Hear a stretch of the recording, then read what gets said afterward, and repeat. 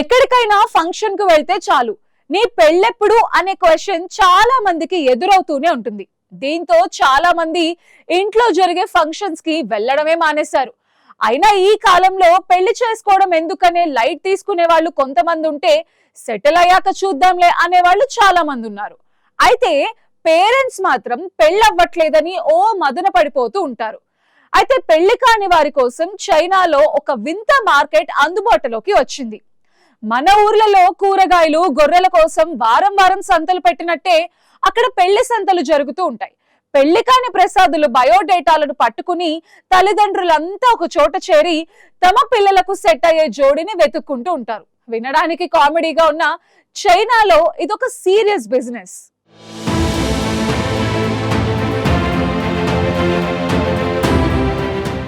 మా వాడికి 30 ఏళ్ళొచ్చాయి, ఇంకా పెళ్లి కాలేదు అంటూ చాలా మంది పేరెంట్స్ తమకు తెలిసిన వాళ్ళ దగ్గర బాధపడిపోతుంటారు. చుట్టుపక్కల వాళ్ళు కూడా మీ అబ్బాయి లేదా అమ్మాయికి సంబంధాలేం రావడం లేదా అని ప్రశ్నలు వేస్తుంటే టెన్షన్ పడిపోతారు. 30 ఏళ్లు దాటాయి, ఇంకెప్పుడు పెళ్లి చేస్తారు అనే ప్రశ్నలు ఎదురవుతుంటాయి.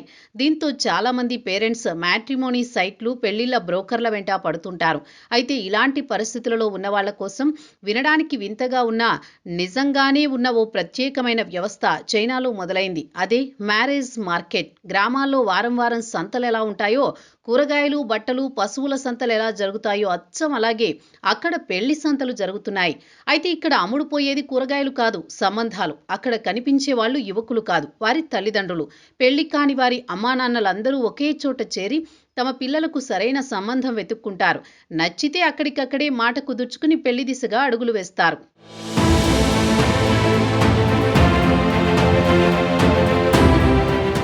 ఈ మ్యారేజ్ మార్కెట్లు చైనాలోని షాంఘై, బీజింగ్ లాంటి మహానగరాల్లో బాగా ఫేమస్ అయ్యాయి. ప్రత్యేకంగా హాళ్లు, భవనాలు ఏమీ ఉండవు. స్థానిక పార్కులే ఈ పెళ్లి మార్కెట్లకు వేదికలు. పార్కు మార్గాల పక్కన పెళ్లి సంబంధాలపై చర్చలు జరుగుతుంటాయి. దేశంలో ఉన్న పెళ్లి బ్రోకర్లు చాలా మంది కూడా ఇక్కడే తిష్టవేస్తారు. అయితే ఆశ్చర్యకరమైన విషయం ఏంటంటే, ఇక్కడ ఎలాంటి ఆన్లైన్ బుకింగ్స్ ఉండవు. మ్యాట్రిమోనీ యాప్ల మాటే లేదు. పెళ్లి చేసుకునే వయసున్న పిల్లలు ఉంటే చాలు, నేరుగా మార్కెట్లో అడుగు పెట్టేయచ్చు. అబ్బాయిలు, అమ్మాయిలు ఉద్యోగాల్లో బిజీగా ఉంటారనే కారణంతో పెళ్లి సంబంధాలు చూడడం పెద్దలే బాధ్యతగా తీసుకుంటారు. ఇరు కుటుంబాలు ఇక్కడ నేరుగా ముఖాముఖి మాట్లాడుకుంటారు. ఫోన్ కాల్స్, వాట్సాప్ చాట్స్ లాంటి డ్రామా ఏమీ ఉండదు. అందుకే పెళ్లి ప్రాసెస్ చాలా వేగంగా పూర్తవుతుంది. షాంఘైలోని పీపుల్స్ పార్క్ అయితే ఈ మ్యారేజ్ మార్కెట్లకు హబ్ లాంటిది. శని, ఆదివారాల్లో మధ్యాహ్నం నుంచి రాత్రి వరకు అక్కడ ఈ మార్కెట్లు సందడిగా సాగుతుంటాయి. బీజింగ్లో జోంగ్షాన్, యూయాన్తన్ పార్కులు కూడా ఇలాంటి వాటికి ప్రసిద్ధి. గ్వాంగ్జౌ, చెంగ్డు, హాంగ్జౌ, చోంగ్కింగ్ లాంటి నగరాల్లో కూడా ఈ మార్కెట్లు క్రమం తప్పకుండా జరుగుతుంటాయి.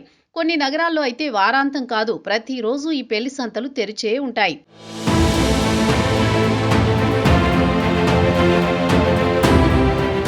ఇక్కడ సంబంధం కోసం తల్లిదండ్రులు తమ పిల్లల వివరాలు రాసిన పేపర్లను చేతిలో పట్టుకుని వస్తారు. కొందరు ఎంతో అందంగా చేతి రాతతో తమ బిడ్డ గురించి రాస్తారు. చదువుతున్న వాళ్ళని ఆకట్టుకునేలా అలంకరణ కూడా చేస్తారు. మరికొందరు ప్రింట్ చేసిన షీట్లను తీసుకువెళ్తారు. ఇంకొందరైతే ఏకంగా గొడుగులకు పోస్టర్లు అతికించి మరీ వచ్చేస్తారు. ఆ పేపర్లపై ఉండే వివరాలు కూడా చాలా స్పష్టంగా ఉంటాయి. బిడ్డ వయసు, ఎత్తు, విద్యార్హతలు, ఉద్యోగం, ఏ కంపెనీలో పనిచేస్తున్నాడు, నెల జీతం ఎంత, అన్నీ ఓపెన్ గానే రాసేస్తారు. కొందరు ఇంకా ఒక అడుగు ముందుకేసి సొంత ఇల్లు ఉందా, కారుందా, స్థలాలున్నాయా అన్న వివరాలు కూడా పొందుపరుస్తారు. చివరగా వారికి ఎలాంటి భాగస్వామి కావాలో కూడా స్పష్టంగా రాస్తారు. ఎంత వయసు ఉండాలి, ఎంత ఎత్తు ఉండాలి, ఉద్యోగం చేయాలా లేదా, ఏ రంగంలో ఉండాలి, ఇలా డిమాండ్ల జాబితా కూడా ఉంటుంది. ఆ పేపర్లను చూసి ఎవరి అవసరాలకు ఎవరు సరిపోతారో అక్కడికక్కడే అంచనా వేసుకుంటారు.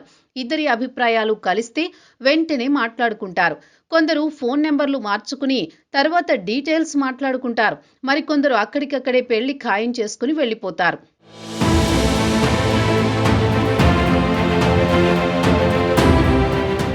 అయితే ఈ మ్యారేజ్ మార్కెట్కి పిల్లలు రావద్దన్న నిబంధన ఏమీ లేదు. కానీ చాలా మంది ఉద్యోగాల బిజీలో ఉండడం లేదా కొంతమంది సిగ్గుపడడం వల్ల పెద్దలే ఈ బాధ్యత తీసుకుంటున్నారు. అయితే ఇక్కడ పెద్దలే సంబంధాలు చూసినా తుది నిర్ణయం మాత్రం పిల్లలదే. పిల్లలకు నచ్చితేనే పెళ్లి జరుగుతుంది. వారికి ఇష్టం లేకుండా ఎలాంటి బలవంతపు నిర్ణయాలు తీసుకోరు. అందుకే ఈ మార్కెట్లపై విమర్శలు వచ్చినా అవి పూర్తిగా అంగీకారంతో జరిగే వ్యవహారాలేనని అక్కడి వారు చెబుతుంటారు. ఈ మ్యారేజ్ మార్కెట్ల చరిత్ర కూడా ఆసక్తికరంగానే ఉంది. 2004 ప్రాంతంలో షాంఘైలో పెద్దలంతా పార్కులో కూర్చుని పెళ్లి కాని తమ పిల్లల గురించి మాట్లాడుకునేవారు. అప్పట్లో అది ఒక సాధారణ సమావేశంలా మొదలైంది. కానీ కాలక్రమంలో పెళ్లి చేయడం పెద్ద సవాలుగా మారడంతో ఆ సమావేశాలు కాస్త మార్కెట్లుగా రూపాంతరం చెందాయి. అప్పట్నుంచి క్రమం తప్పకుండా ఇవి జరుగుతున్నాయి. ఇక్కడ ఇంకో విశేషం ఏంటంటే దీనికి ఎలాంటి ఫీజులు ఉండవు. పైసా కూడా చెల్లించక్కర్లేదు. ఉచితంగానే ఎవరితోనైనా మాట్లాడొచ్చు. మొత్తంగా చైనాలోని మ్యారేజ్ మార్కెట్లు అక్కడి సమాజంలో పెళ్లికి ఉన్న ప్రాధాన్యతను, తల్లిదండ్రుల పాత్రను స్పష్టంగా చూపిస్తున్నాయి. వినడానికి వింతగా అనిపించినా వారి దృష్టిలో ఇది అవసరమేనని అక్కడి వారు చెబుతున్నారు. 30 ఏళ్లొచ్చినా పెళ్లి కాని పిల్లల భవిష్యత్తుపై ఆందోళన పడే తల్లిదండ్రుల మనస్థితి, దేశమేదైనా ఒకటే అన్న మాటను ఈ మ్యారేజ్ మార్కెట్లు మరోసారి నిరూపిస్తున్నాయి.